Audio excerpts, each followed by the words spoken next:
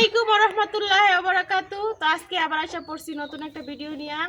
তো অনেক দিন ধরেই ভাবতাছি আপনাদের সাথে একটা জিনিস শেয়ার করাম। তো এটা হইতেছে চটপটি মশলা। তো অন্য অন্য এলাকার কথা জানি না, কিন্তু আমাদের এলাকায় যে বাজারটা আছে এই বাজারে এই চটপটি মশলাটা পাওয়া যায় না।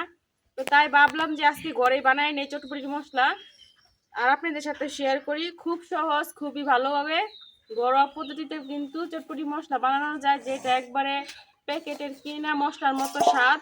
তো এই জায়গায় আমি মশলা বানানোর জন্য সব কিছু নিয়ে নিছি, যা যা লাগে সব নিয়ে নিছি পাঁচফোড়ন, আবার হচ্ছে গা ধনিয়া, এটা হচ্ছে গা মিষ্টি জিরা, আবার অনেকেই কয় কি জানো এটা দান্না দান্না হস, গুল হস, জিরা, চার পাঁচটা হচ্ছে গা কি কয় নাকফুল, লবঙ্গ। তো সবকিছু নিয়ে নিছি, আবার নিয়ে নিছি এই জায়গায় শুকনো মরিচ।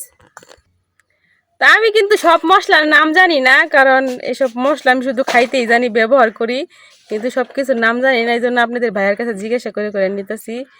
তো এই জায়গায় আমি 4-5 রকমের মশলা নিয়ে নিছি। তো সবগুলা মশলা প্রথমে আমার ভাজি করে নেওয়া লাগবো।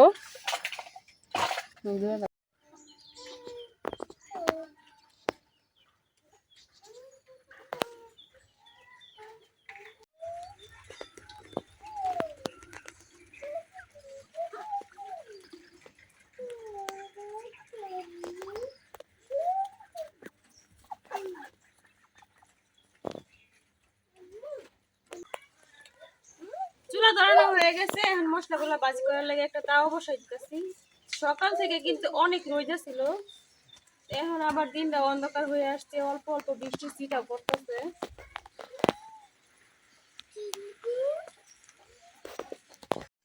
তাওয়া গরম হয়ে গেছে, এখন আমি শুকনা মরিচগুলো প্রথমে ভাজি করে নেব।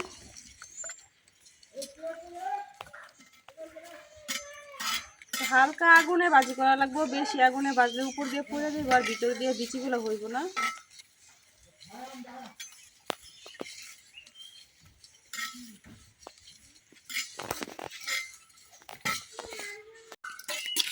শুকনা মরিচগুলো আমি অল্প আছে খুব ভালোভাবে ভাজি করে নিচ্ছি, এখন উঠাই দিতেছি। মরিচগুলো কিন্তু একেবারে ভাজা হয়ে গেছে।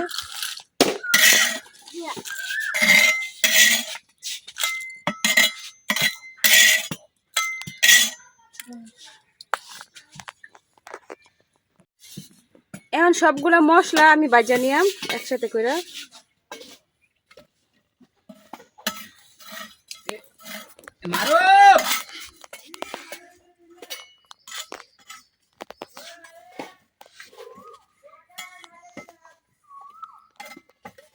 দেখতে না তো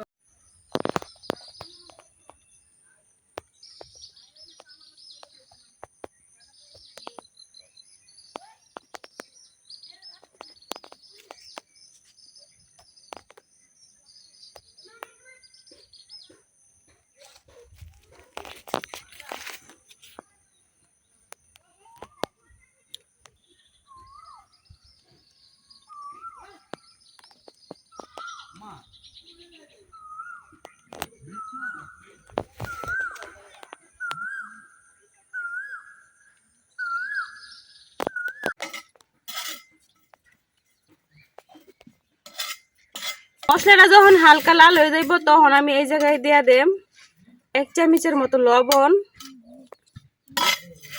তো আপনারা চাইলে এর সাথে বিট লবণটা অ্যাড করতে পারেন। তো আমার হাতে কাছে বিট লবণটা নাই, এই জন্য আমি সাধারণ যে লবণটা আছে এটাই দিছি।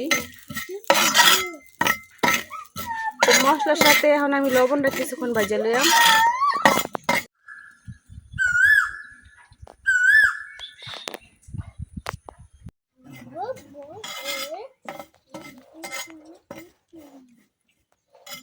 লাড়াচাড়া করতে করতে ভাজি করা লাগবো, নাহলে কিন্তু এক সাইডে বেশি হইব আর এক সাইডে কম হইব।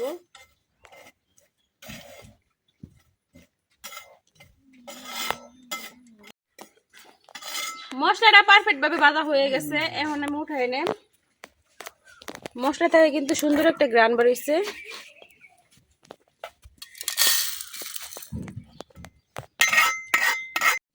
তো আমি রান্না করতেছিলাম, এই দিকটা আমার ভাই গাড়ি লয়ে এসে পড়ছে, মানে আমার বাসুর। তো গুড়ার গাড়ি থেকে গুড়ার যখন ছাড়ে তখন গুড়া এইভাবে উল্টা পাল্টা ঘোরাঘুরি করে, ঘোড়ার শরীরের বিষ ব্যথা কমানোর জন্য। তো ওদের নাকি এইটা অভ্যাস হয়ে গেছে, কাজে থেকে আসলে ঘোড়া উল্টাপাল্টা ঘুরে দিব আর তার শরীরের ব্যথা একেবারে কমে দেব, নিমিষেই শেষ। তোর ব্যথা শেষ, ও একবারে উঠে দাঁড়ায় গেছে।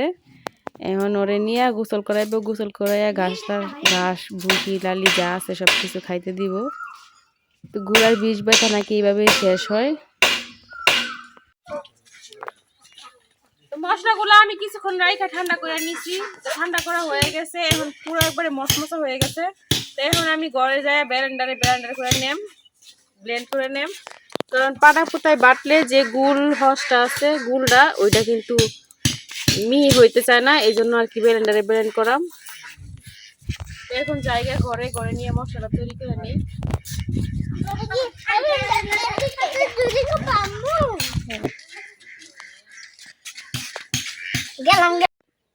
শুকনা মরিচের বটোগুলো আমি ফালাই নিছি, এখন দিয়ে দেয় আমার সবগুলো শুকনা মরিচ দিই নাই, অল্প কিছু শুকনা মরিচ দিছি। তো এখন আমি ব্লেন্ডারের ভিতর দিয়ে নিতেছি সবগুলো মশলা।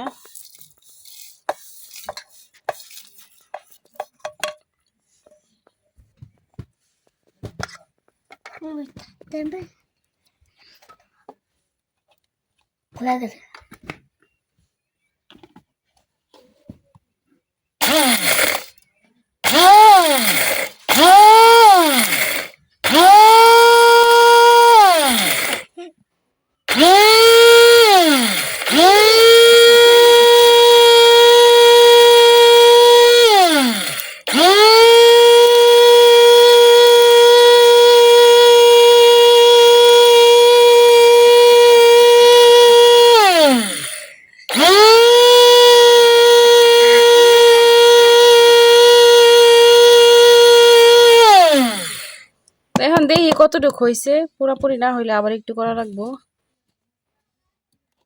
একদম ফিনিশ হয়ে গেছে, ফিনিশ না?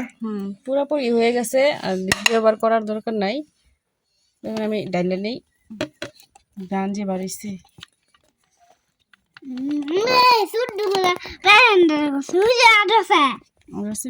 এই যে তৈরি হয়ে গেছে আমার চটপটি মশলা। তো মশলা থেকে কিন্তু সুন্দর একটা গ্রান বেরোইতেছে, আর একেবারে মিহি কইরা নিছি আমি। তো এখন একটা বক্সের মধ্যে রাখা দেম, চটপটি বা ফুচকা যা বানাই তার মধ্যেই কাজে লাগবো, খাওয়া যাইবো। তো এই মশলাটা কিন্তু অনেক কিছুতেই লাগে।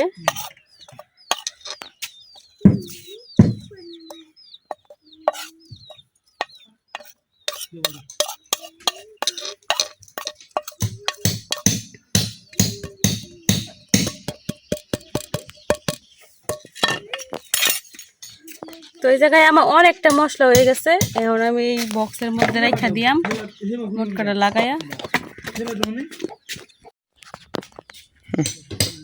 আমার চটপটি মশলা বানানো শেষ। আমার মশলাটা কেমন হয়েছে অবশ্যই কমেন্টে জানাইবেন। আজকের ভিডিও এই পর্যন্তই, সবাই ভালো থাকবেন, সুস্থ থাকবেন, আল্লাহ হাফেজ।